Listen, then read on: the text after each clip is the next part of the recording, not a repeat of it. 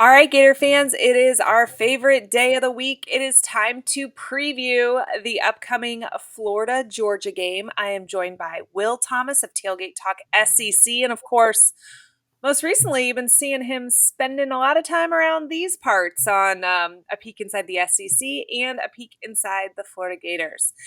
Okay, Will, how are you doing today? Do you feel like hope springs eternal?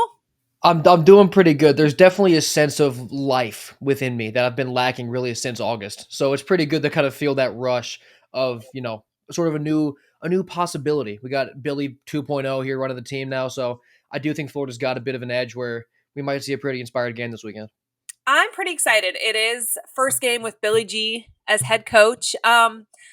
I personally have been trying to temper my own expectations a little bit because I will tell you, I mean, we're all fans first, right? And I find myself getting excited when I listen to the press conferences and hearing the things that, subtly that he wants to do differently. But do you have any sort of expectation for this team? I mean, maybe their mindset. There's a new voice in charge, obviously. But it's not like the players didn't like Napier. They loved Napier. They fought hard for him. They were still bought in when the rest of us were, you know, out. So they're dealing with a lot this week. They are, I think, expectation wise, I'm just really anticipating some fire and intensity because I do think, I mean, first off, playing Georgia, right? Like you're going to be up for this Georgia game, but you're not going to be sleepwalking into this feeling bad for yourself. The guys are going to still play with some pride, despite their record, despite we thought this could be a playoff team. It's obviously not that. They're still going to get up and play for Georgia. And I think that with Napier gone, yes, you're losing a guy who was just been your head coach. You had a relationship with, he had a relationship with your family. The rumors all season, I have to imagine were like a cloud, and it was like some Mhm. sort of tension that was over the locker room. Now that's gone. Yeah. So it sucks that you lost your coach. I think there's I don't want to say relief, but like there's no longer that load as the team. Like they're walking on campus and they're hearing how much all the students hate their coach. Like Mhm. that's going to be gone. It's a fresh start. So I think it should be a pretty inspired effort this weekend. I feel like they had to be, even though they loved Napier, waiting for the other shoe to drop, so to Exactly. Yeah. speak. And that does kind of make you carry tension. That is probably okay. The decision's been made. It's not, It's no there's not, relief like LSU fans out that Brian Kelly's fired because everyone hated him, but there's yeah, definitely just that basic sense of like, here we go. yeah, that was a that is definitely a whole entirely different ballgame. But I do think that there was probably a lot of pressure that they were putting on themselves too. If we don't win, it might be our fault that he Mhm. gets fired, and it's done, it's handled. The university has moved on, and there probably is some relief that comes from that. Let's talk X's and O's though. I love this game. I think that it hasn't been particularly competitive in recent years. I guess Florida could have had a chance last year had Lagway not gone down, but I grew up in the generation that watched Florida beat Georgia. Most of my childhood and college experience, and overall, this is a really balanced rivalry. What are your thoughts on Georgia so far? I mean, they lost to Bama, but otherwise, they've looked good. They haven't looked Kirby Smart dominant though Yeah. this season, which I think you have to put a little asterisk next to because a not dominant Kirby Smart team is still better than 99% of the college football world. But is this the year that maybe there's some chinks in the armor? Definitely more so than last. I mean, you said not dominant. That's perfect. I mean, this team, when you think of Georgia, especially under Kirby, you think of defense who makes you want to quit playing football. They're eighth in the SEC in total defense and seventh in offense. So they're really just kind of cruising along, being good. And Georgia's good is good enough to win them games. But they're not. This is not 2021, 2022 years of past where they're a juggernaut. And their defense is way more gettable than their offense from a Florida perspective, in my opinion, because Ole Miss put a 43 on Georgia in Athens, and Tennessee scored 41. Like, there are wins to be had against Georgia's defense, especially in their secondary, that we haven't been able to see for a long time. Now, does a bye week for Georgia help fix some of that? Maybe, but at this point in the year, I feel like teams really are what they are. And, what you're seeing now, it's hard to make a big adjustment like, plugging holes in your secondary just because of a bye week now that we're almost to Halloween. Well, shush, because I am telling myself we're going to look like a totally different team with this bye week. So I'm hoping we aren't who we think we are. We're But the exception. New coach. We get a right, asterisk there. we get a pass on that. What are your thoughts on Gunnar Stockton? He might be playing his way into the Heisman discussion. And he has just been unbelievably efficient and effective. He's only thrown for 1,500 yards, which is not, it's not going to blow you away. 70.5% completion rate, 10 touchdowns, just one pick. And he's got 58 carries for 7 scores on the ground, averaging 4.8 yards per carry. He's just so consistent and he takes care of the ball, which is obviously important. But like there's so much confidence watching Stockton play quarterback where you know that like the right thing is going to be done. It may not work, we might not score, get a first down, but we're not going to make a mistake. We're not going to have something silly happen where we give the ball away. And he really is the ultimate game manager, which I don't mean in a bad sense at all. Like Sure. he's got everything under control. He's making smart reads. He's tucking the ball when he needs to. He's not scrambling out of the pocket prematurely. Everything he does is just like it's right. And obviously they'll get stopped, but it's really rare you look at Stockton and be like, dude, what the hell are you doing there? Like he's very smart. He plays the game very confidently.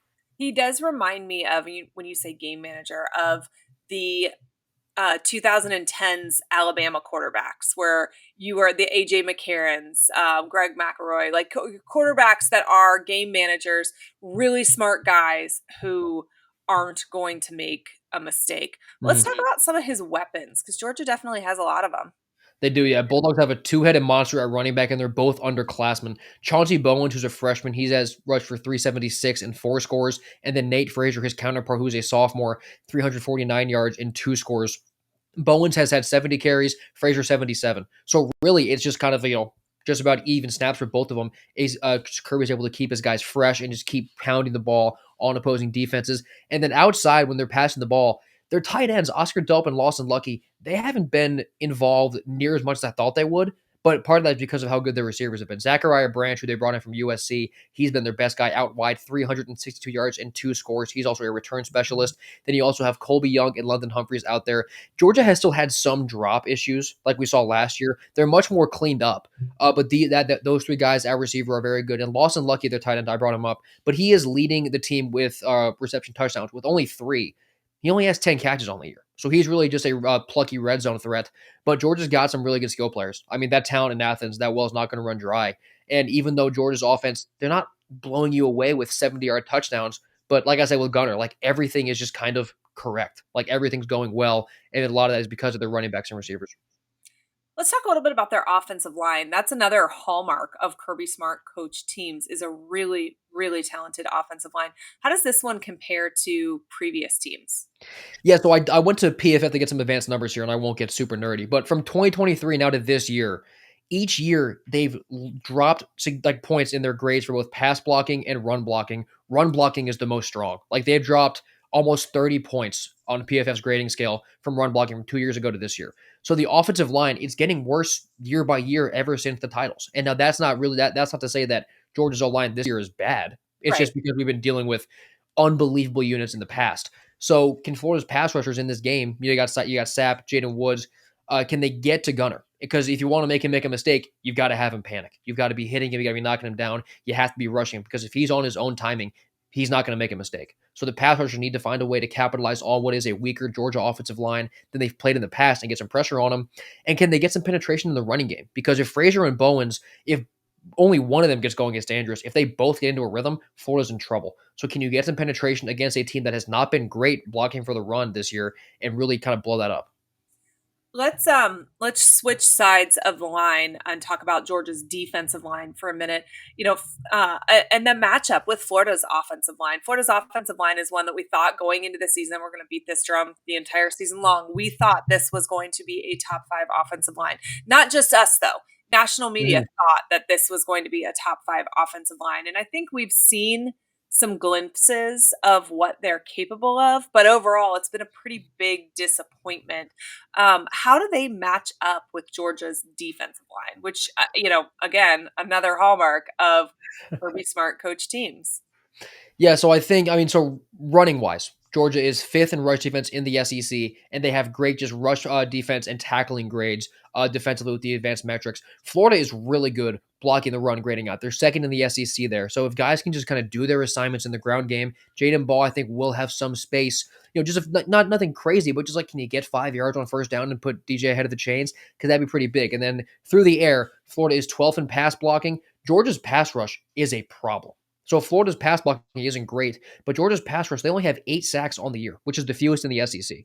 Like, Hmm. watching them try to rush the passer, it's like you're not watching Georgia anymore. It's so foreign to see this team struggle with that. So I really do like Florida's offensive line kind of head to head in this game, which is not something that I thought I would be saying even preseason when I thought Florida was going to be great because I thought Georgia's D line was going to be elite. But it's not something that we've been able to say in a few years to really be kind of confident in saying, I think Florida's offensive line can kind of win the day. Yeah, that is crazy. It's definitely not something we've been able to say the last few years. Okay, so you're a UF fan. What do you think we have to be the most concerned about with this Georgia team? I think just being a victim to Georgia's script of just leaning on teams and breaking them down. Because I mean, they're still an incredibly physical team. They might not be as massive, as dominant, as sort of alien like, but they're going to knock you over and then drive you into the ground. And the second half has been Georgia's bread and butter. We've talked a lot on Picking Side SEC about how good Kirby is with second half adjustments. Yeah. So if the Gators open up a lead, they can't ever blink. They can't hesitate for 1 second. They need to keep the foot on the gas and kill Georgia, or else Kirby will come out of the locker room and he'll beat them. So for Florida, you just need to be wary of, we need to be strong the entire time. We can never take a play off because Georgia will lean on you and wear you down for 60 minutes, which is how they won that Ole Miss game. It's how they won the Tennessee game. I think that's one of the things that fans have had an issue with Billy Napier about was just the inability to just finish off your opponent. Just Mhm. keep your foot on their neck the entire game.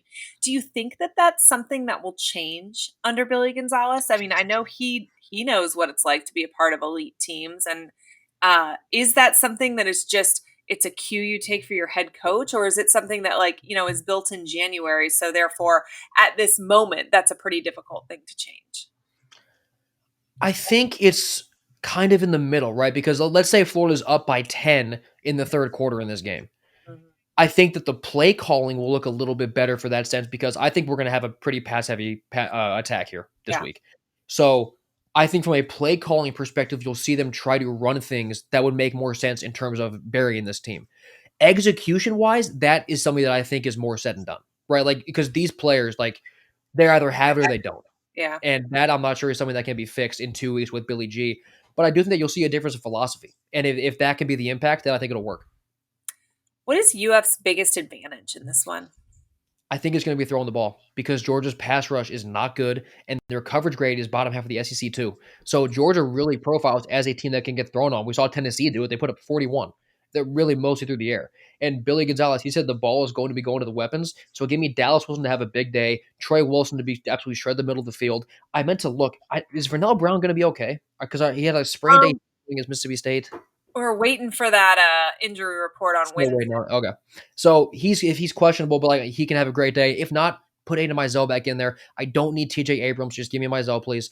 Because I mean, Florida's passing weapons, they're so good, and Georgia's secondary, they might have a lot of stars next to their names. They haven't been playing like it.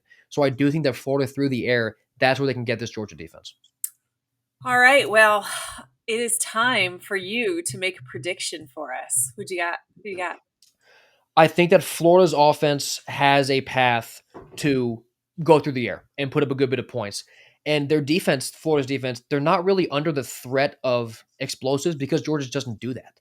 So for Florida, you can worry less about big stuff downfield and just focus on we've got to win these 3 yards right now and just kind of be in that mentality. I said it on Monday on a Peak at SEC. I'm just going to hammer it home again. The St. John's River, it flows north for one reason. It's not because Georgia's cool. That's not why.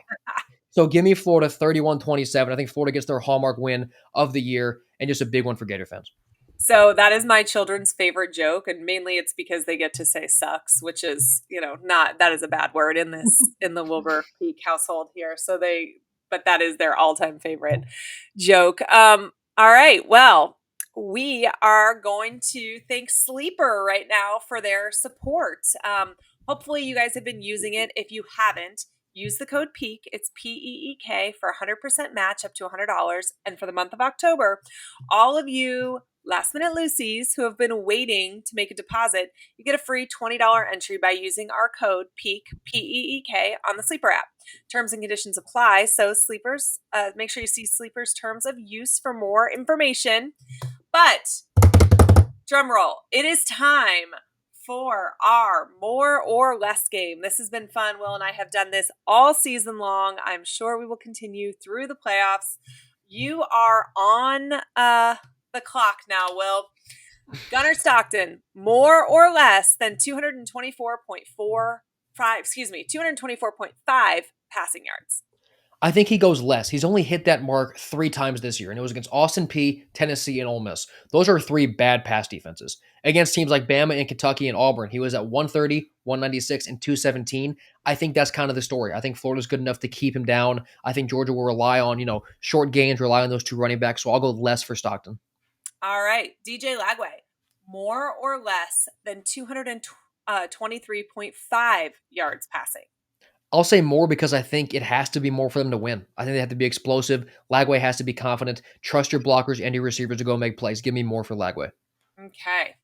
We're going to go receiving yards now. Let's talk about Zachariah Branch.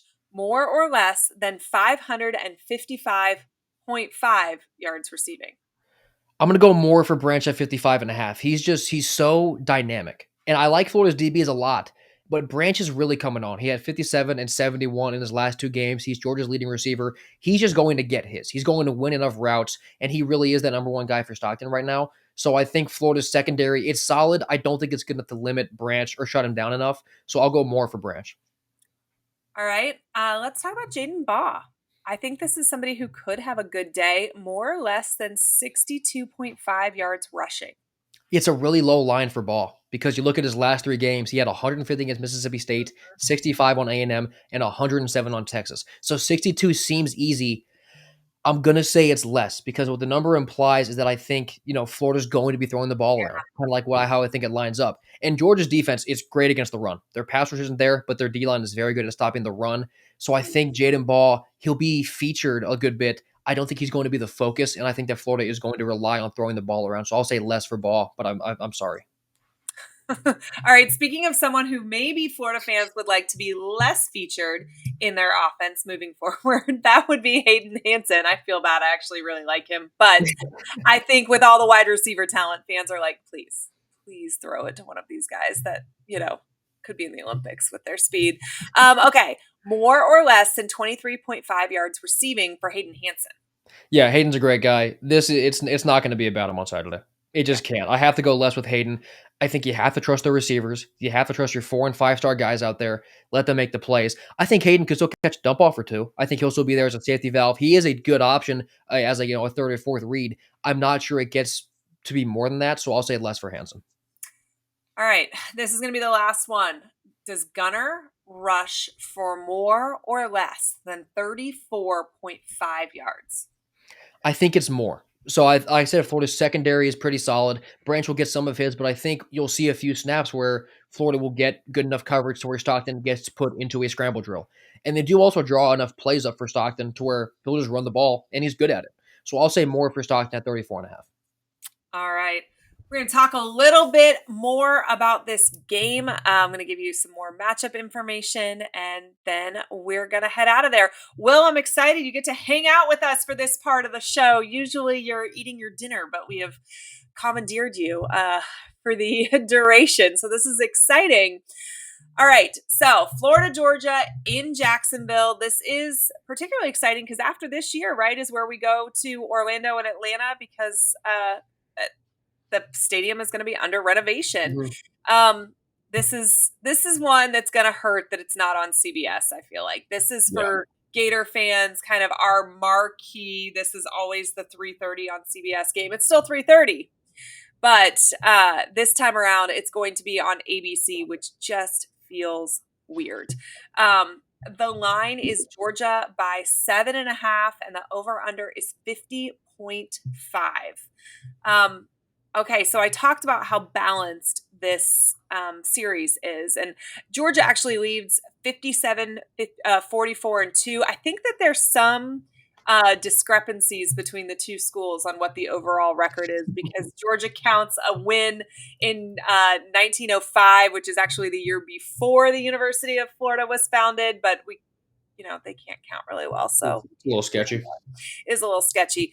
Georgia has won 4 straight, and Kirby Smart is 7-2 versus Florida, which those are starting to get into Steve Spurrier territory with that streak. So the Gators are going to have to, I don't know, kind of try and swing the series back our way. I've got some keys to victory for the Gators. We talked about a lot of these throughout the week, but Florida needs to start fast.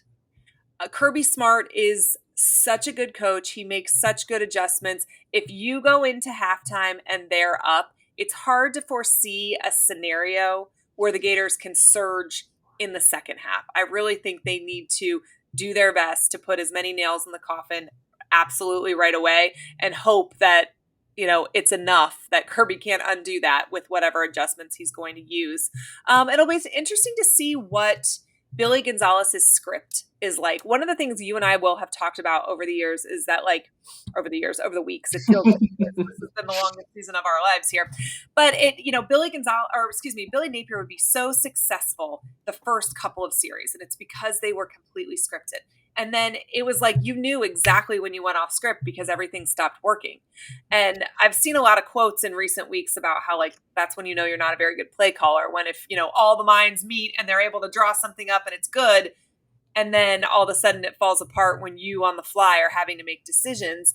So do you think it behooves Billy Gonzalez to have as many things scripted as possible?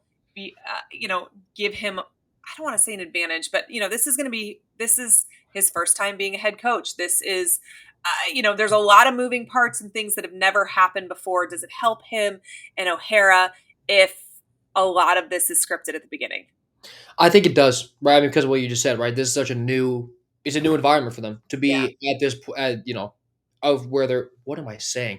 The responsibilities that they have in Yeah. a game against Georgia, and also just like I, I hate to say it because I'm here for Florida, but like if the coaches are going shot for shot, I trust Kirby more. Like Right. I would give the edge to Kirby in that situation. So I do think having as much planned out to where like I'm confident in this, I'm confident in that. Set them up with A, hit them with B, something like that, to where you don't need to almost get into a panic situation of just like what's Kirby thinking? Is he thinking what I'm thinking? Do I know what he's thinking? Like just crazy things like that. So I do think scripting it out is a better idea for them.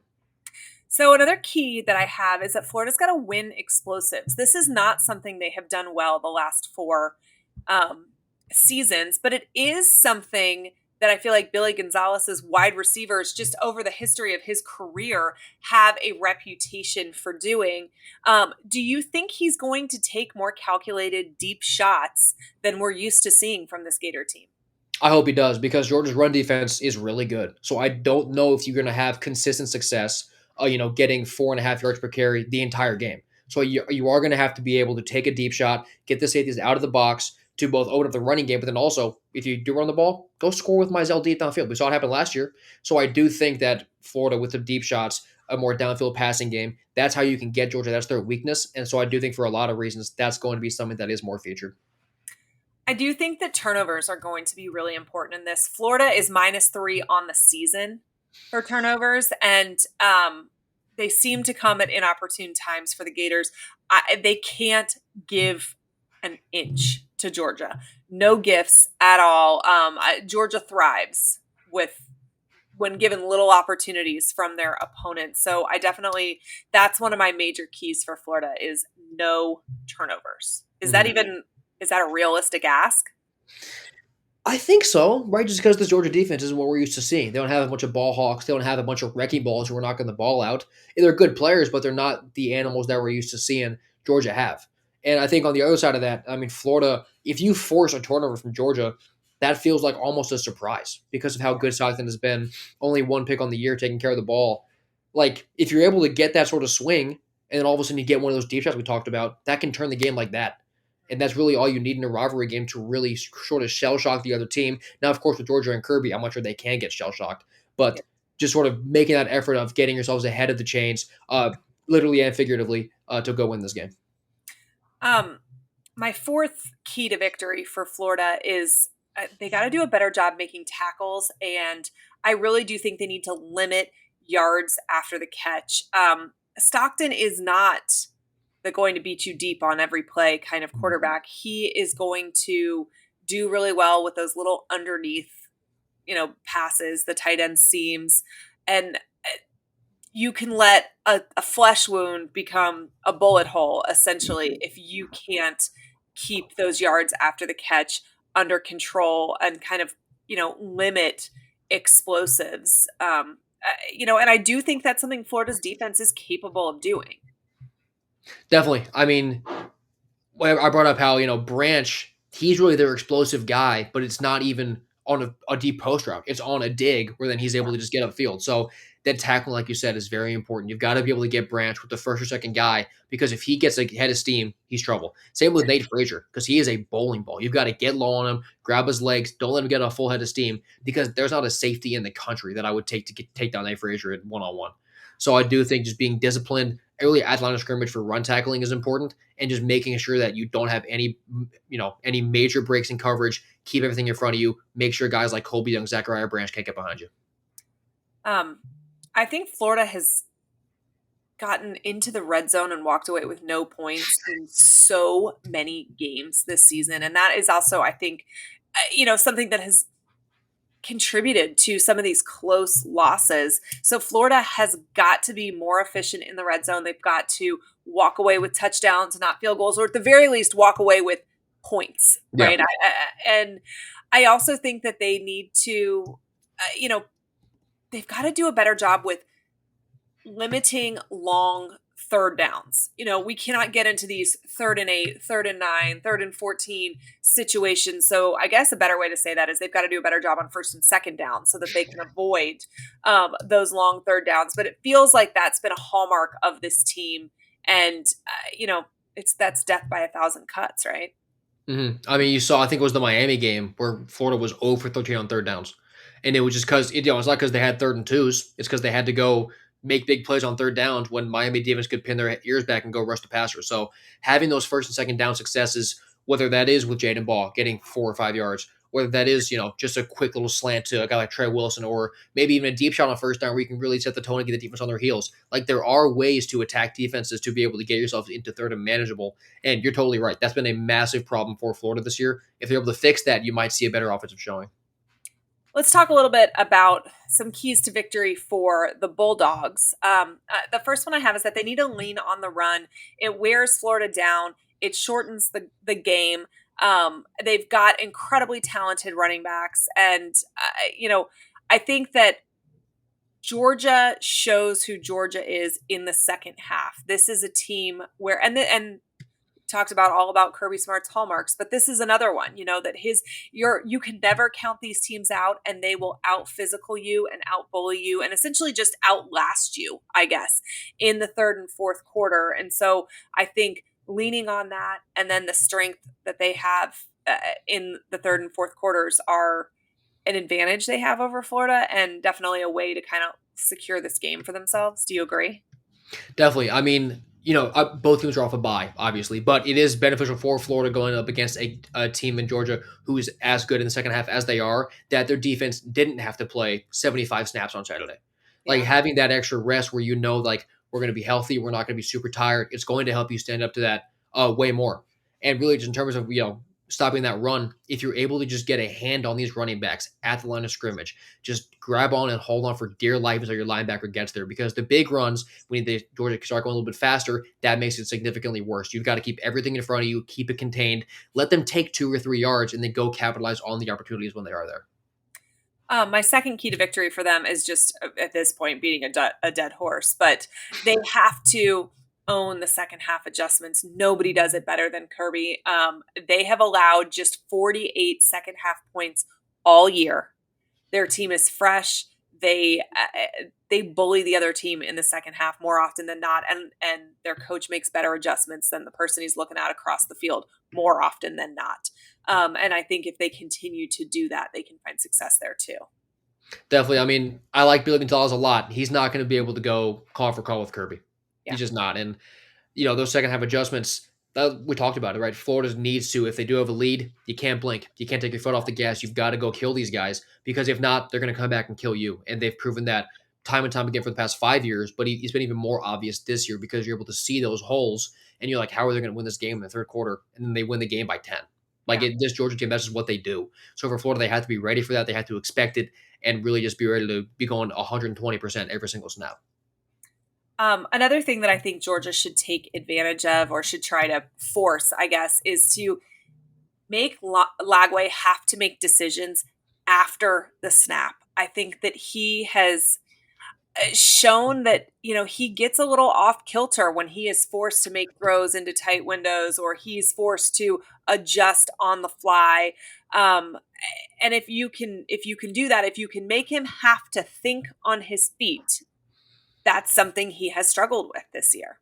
Absolutely. I mean, we saw it in Baton Rouge. He threw 5 picks, right? Because LSU kind of had him on edge back when that defense was playing at the peak of their, performance. Being able to disguise your coverages, send pressure to where Lagway has to get off his first read.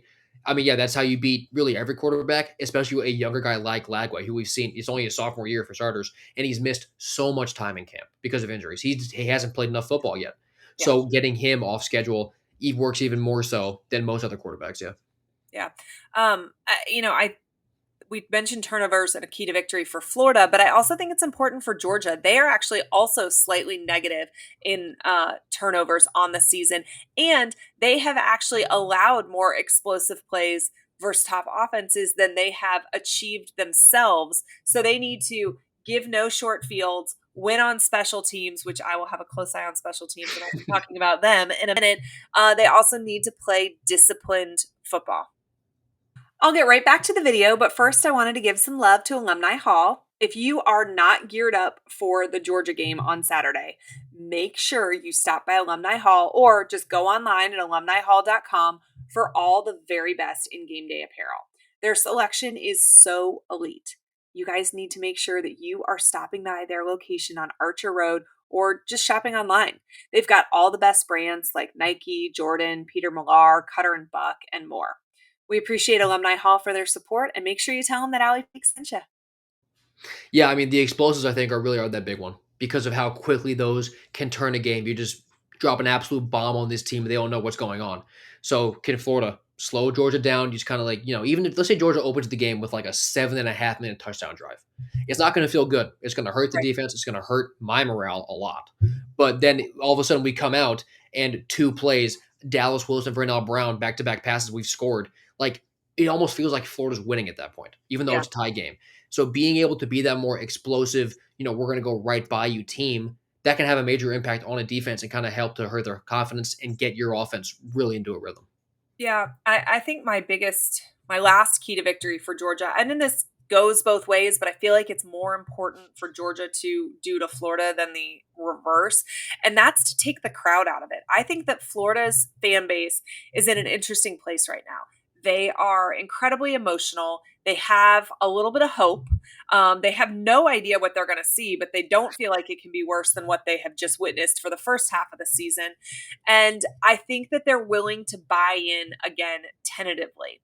If this team comes out and is dominated, it's going to be easy to take those fans out of the situation. And I think that that is deflating to this team and a benefit to Georgia. Whereas I think if Florida came out swinging and let's say they take a 7-0 lead or something like that, I don't expect Georgia's fans to throw in the towel and they're Mhm. done. But I do think that Florida's fan base is exhausted at this point. They're hopeful. They got what most of them wanted. They think that this is what's in the best interest of the team, but it's still hard to believe that there'll be much different of an outcome for the rest of the season as we saw the first half. So I do think it's easier for Georgia to control the crowd than it is for Florida. Definitely. And in this game specifically, I've only been to one. I was probably 13 or 14, and it was the year that Florida won. So I'm sitting there on our side of the stadium, and I just see that whole red and black side is all just the teal seats of Jaguar Stadium. and it felt different. Like Yeah. just something about that was so jarring because obviously you look at that, but then you turn your head and this whole The side is entire still side. orange and blue going crazy. Like Yeah. it's an environment that you don't really see that often in college sports. So yeah, Yeah. if one side is quiet or empty, that's going to turn the entire game. For those of you at home that haven't been to Florida, Georgia, what Will is talking about is the stadium tickets are given out exactly halfway down the field, but it's not cut at the 50s. It's cut at the end zones. So one half of each end zone to the other half is Florida and then Georgia. And it's one of the coolest sights to see, honestly, especially like right before kickoff when the stadium is packed on both sides. You literally have black and red on one, orange and blue on the other. You could cut it with a knife. It is exactly down the middle.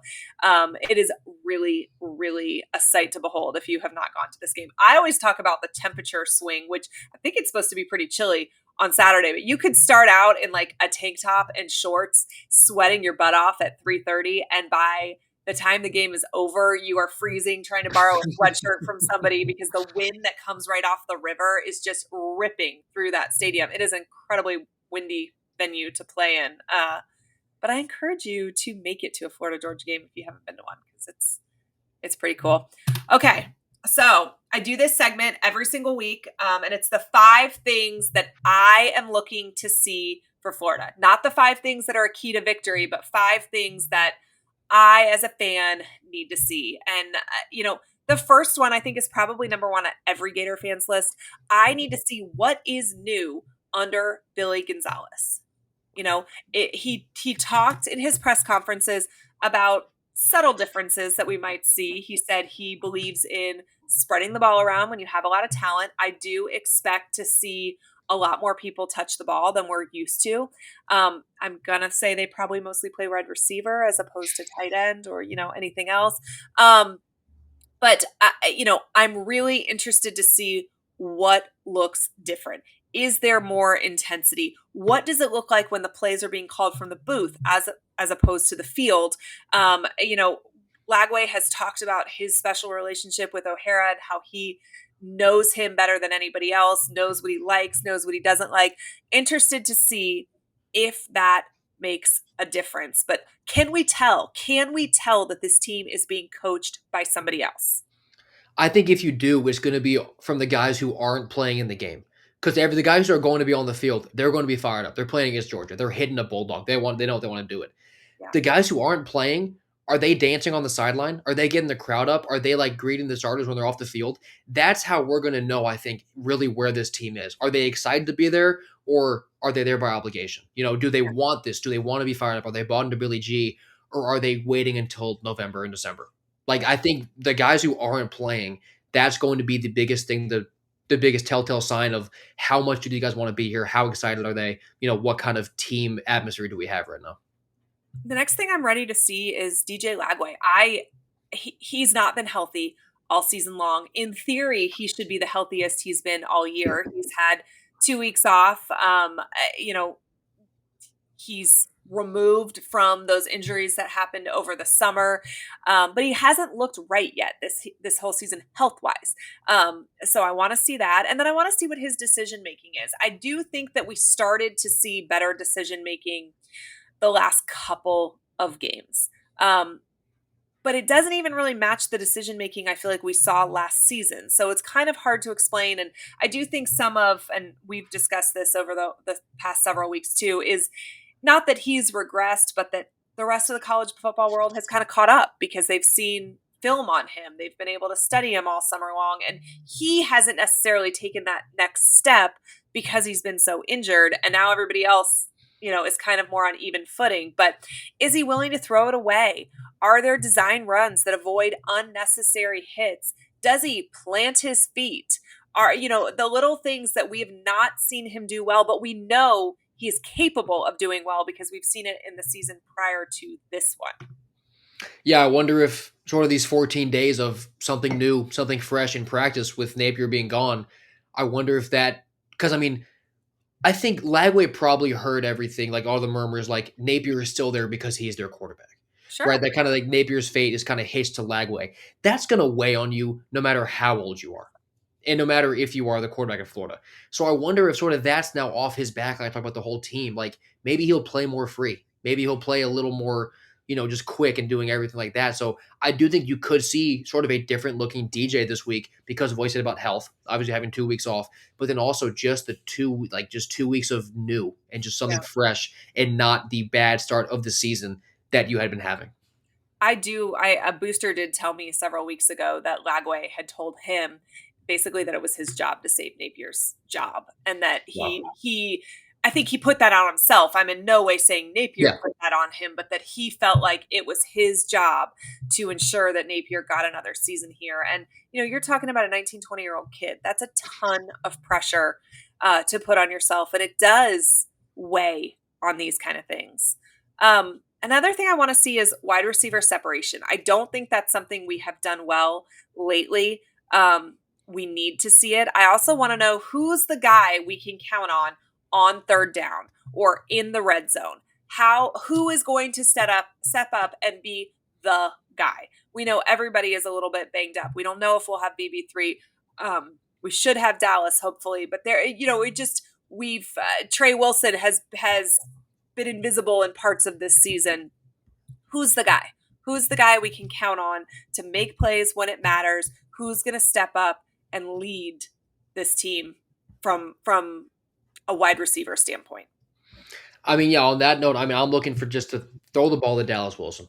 His first game of his career was that Texas game, and he didn't shy away from the moment at all. And the first play, he fumbled the ball, but then he fell back on it, and he didn't miss a beat. Like Yeah. he wants it. I think he wants it in those big spots all the time. So just go give him a ball. I think you give him the Jeremiah Smith treatment, which is saying we need 8 yards here, dude. Just Do go it. run downfield. We're gonna throw the ball towards you. Just go make a play. He's that kind of player, and I think he is that kind of athlete mentally also, to where he's not going to shy away from any sort of play, any sort of moment at all. All right. I also am interested to see what our defense does. Can our front seven match up against Georgia's running game? Georgia has a really good running game. We've talked about it in this episode. Can UF set edges? Can they spill correctly? And can they limit yards per carry? That is going to go a long way in UF finding success in this game. Yeah, you got to be able to disrupt Georgia on the ground, right? Because a big part of why Stockton is so effective doing what he is because he has defenses respecting the run, which opens up his decisions. Yeah, I mean, because Georgia has everything calculated to where they know they're going to be worried for the run. This is going to be wide open. It's what you said about Georgia making Lagway make reads after the ball was snapped. You got to do the same thing with Gunner. Now got a little more experience. I think he seems a little more cerebral to this point than Lagway is, but I don't think we've really seen Gunner under that kind of pressure yet. So if you do put that on him, is he an entirely different quarterback? Yeah. I think, I mean, he's a human being, so I think he could be. So you definitely have to just disrupt that running game to get Gunner off of his rhythm, and then maybe you can get some turnovers. I think you think about what Florida was able to do to Carson Beck last season with Georgia, and he wasn't good. And Mm-hmm.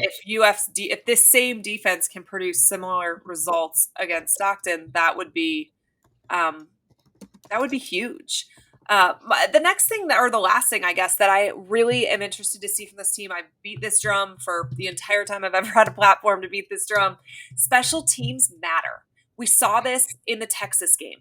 Urban Meyer's favorite quote is "block a punt, win the game." He will tell you, like last time I interviewed him, Allie, what's the stat? Tell me what the stat is. And the stat is 90% of the time, 9 out of 10 times you win if you block a punt.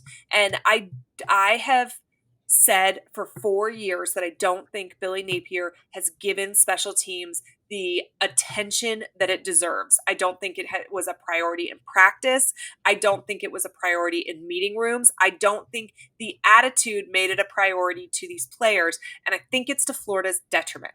Billy Gonzalez has coached special teams, not at Florida, but he's coached special teams at LSU. He was assistant special teams coach under Urban Meyer. He knows what a good special teams unit can do for you. Now, it's been 2 weeks, so I'm not saying we're going to have something completely different, but I sure as hell am going to believe that there's going to be 11 men on the field every single time. And I would love to see Florida make a play that puts us in the positives for special teams. Block a punt, block a field goal, return a kickoff, something that gives that spark. There is nothing that gives you better momentum in a game than a huge special teams play. Yeah, I mean, we saw it when Texas was in Gainesville. They blocked that punt, got up 2 points, and that down and stretch of that game, instead of being up by 6, you're up by 8. All of a sudden, there's way less pressure on your defense. I was still terrified in the stands, but it's way less consequential because of that blocked punt. And even just if nothing else for the 2 points, the energy that brought the whole Yep. stadium and the team that impacted the entire game. All you just get your hand on one punt, one field goal, and on the other side of that, we saw last year Florida had that botched field goal attempt against Georgia when it was, I forget if it was a one-score game or a tie game at that point, but it was not a good time to have a botched field Yeah. goal. No. So just having that, if you just flip that, not even just avoid it, but if you're able to flip that and all of a sudden you force a mistake from Georgia, that's how you pull an upset. That's how they have to do it. All right, we've come to the portion of the show where I give my prediction. I am going to be a cheater this game, and give you 2 score predictions based on 2 That's different allowed? scenarios. Well, it's called a peek inside Gator football. I make the rules here, okay, Will? That's fair.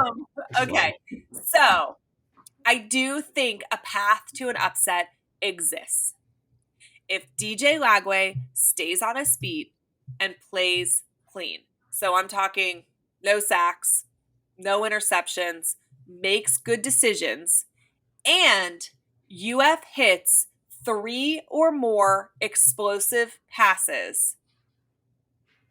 And when they get in the red zone, they actually walk away with touchdowns. Florida wins 35-31. Now, I like that one. No, I like that one. I know that's where we should just end it. What I think is more likely to happen, I think that Georgia's running game and just their ability to dominate the second half tilts time of possession and field position. And I think Georgia is the team that is less likely to make mistakes. And if it plays out like that, I'm going to predict Georgia 27, Florida 17. So I can see, listen, I want it to be 35-31. I want this to be the biggest upset of the season. I want to see Billy Gonzalez carried off on people's shoulders into the locker room, a la Ron Zook on Ron Zook Field. I would love nothing more than that. But I also do like to be a little bit realistic on this show. So this is the first time we've ever given 2 score predictions, and I will not make a habit of it, but I feel like this could go really 2 different directions. All right. Well, Yeah, I wish I could give a second score prediction, but I'm going to stay. do it. I'll let you. I make the rules. Go make a second score prediction. I don't even want to. You don't even want. You're just solid on yours. I'll stick with it. I'm sticking with it. I'm not making a second prediction. All right. I love it. Gator boys stay hot. All right, guys, we appreciate you for joining us. Of course, Saturday, 3:30 on ABC, which feels so weird. This game will kick off, but make sure you are subscribed to the channel. Make sure you follow Will on social media. Tell everybody your handle. Yeah, I'm on W Thomas Sports on Twitter and Tailgate Talk SEC, YouTube, podcast, everywhere else. All right. So make sure you follow him, argue with him, point all mean comments his direction. Make sure you're subscribed to his YouTube channel as well as this one. And we will see you guys real soon. Go Gators.